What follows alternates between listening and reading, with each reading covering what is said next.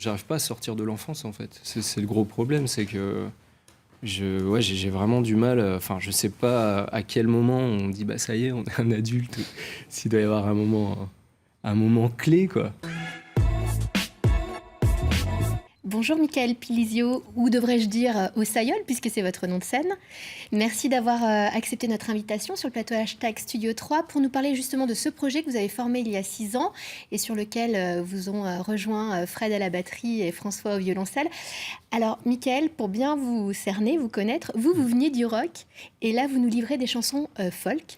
Vous pouvez nous expliquer ce cheminement qui peut ne pas paraître évident comme ça au premier abord? Mon influence musicale vient plutôt des années, on va dire fin 90-2000. Et Donc Nirvana, j'imagine? ouais, tous ces groupes-là, Nirvana, Pearl Jam, Soundgarden, toute cette vague-là. Et oui, c'est plutôt rock alternatif, plutôt saturé. Et en fait, là, ce qu'il en reste aujourd'hui, oui, c'est, on va dire, la mélancolie, mais il n'y a plus trop ce côté noise qui sont mes inspirations de base, quoi.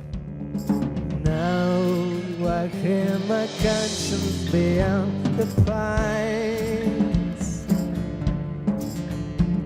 far away, the river until I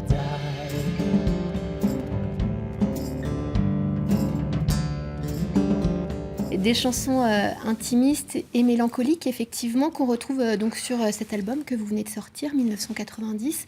Ça en dit long sur vous, justement, ce choix esthétique, ce parti pris? Je pense que ça fait partie de ma personnalité, même s'il y a peut-être une facette un peu plus drôle qu'on ne ressent pas forcément quand on écoute l'album. Mais pour moi, en fait, ça me paraît logique de faire d'être en fait son projet musical, quoi, en quelque sorte. C'est vrai que là, on sent quand même les amours malheureuses, Ouais. les gros coups de déprime Ouais. du dimanche soir. Je sais pas, on peut vous imaginer Ouais, c'est ça. En train au de fond pleurer du dans trou ma chambre, avec comme un votre bébé. guitare. Il y a de ça quand même, effectivement. Ouais, il y a de ça. Après, c'est peut-être un peu... je mets peut-être un... Comment dire, c'est peut-être uniquement ce que je mets en avant, alors qu'il n'y a pas que ça, forcément. Pas que ça, mais après, ouais, c'est quand même... ça parle beaucoup de l'échec, enfin de rupture sentimentale, la famille, les choses un peu... les choses que j'ai ressenties, peut-être des choses que j'aurais voulu exprimer avec des mots sur le moment, mais j'ai pas réussi à le faire. Alors, c'est comme si ça se gardait en fait à l'intérieur de moi et que j'arrivais à les ressortir sur des chansons en fait. Mais c'est des émotions qui pour moi m'ont vraiment troublé et pas traumatisé, mais qui sont restées marquées et que j'exorcise un peu avec des chansons, quoi. Du coup, pas étonnant qu'effectivement sur cet album, on vous retrouve enfant en photo. 1990, c'est votre date de naissance. C'est ça. Ossayol, c'est un mot qui a été inventé par votre grand-père, un mélange peut-être de français et de C'est un sicilien. mot, ouais, lui il est sicilien, donc Ouais. c'est un mot à inventer. Faut pas le dire. Enfin ouais. Ouais, je peux vous donner la traduction, mais c'est pas très poétique, quoi. C'est en fait un petit récipient qu'on pose sur une table pour Ouais, les c'est reliefs ça, d'un c'est repas. une sorte de poubelle de table en fait. Ouais. Où il a balancé les ossements, enfin de poulet, quoi. C'est un peu ouais, la petite poubelle de table. C'est étrange comme nom de scène, du coup, non? Ouais, j'aime bien l'idée, mais il y a ce côté un peu où tu sais, on balance les restes. Moi, c'est mes restes en fait, les choses qui me restent, mais qui sont le fondement en fait de ce que je suis aujourd'hui, quoi. Il y a un peu ce truc avec les ossements, tout ça. Et que vous Et, sublimez du coup en musique. Ouais, c'est ça. Et on le sent donc, votre vie, votre enfance notamment, et nimbe vraiment cet album. En quoi c'était important effectivement de peut-être vous reconnecter sur cette histoire-là, sur vos racines aussi peut-être? Bah, je pense que j'arrive pas à sortir de l'enfance en fait. C'est le gros problème, c'est que j'ai vraiment du mal. Enfin, je sais pas à quel moment on dit bah ça y est, on est un adulte. S'il doit y avoir un moment clé, quoi. Je me dis j'ai passé les 27 ans, c'est un peu cliché, donc c'est bon. Bah, c'est has-been si je me fous en l'air. Non, mais c'est l'enfance, quoi. C'est vraiment un sujet que je trouve intéressant. Et il y a un peu cette innocence qui petit à petit va se transformer. On va être, malgré nous ou pas, coupable de plein de choses. On va avoir ces responsabilités qui vont commencer à s'empiler sur nous. Il y a quelque chose d'assez... ouais, enfin moi qui m'inspire énormément et qui je pense un sujet qui cessera jamais de m'inspirer quoi, l'enfance.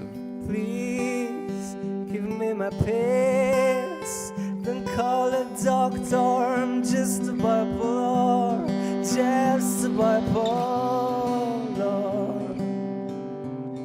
For 25 years, when I'm not the good one, I'm not the good one, I'm not the good one.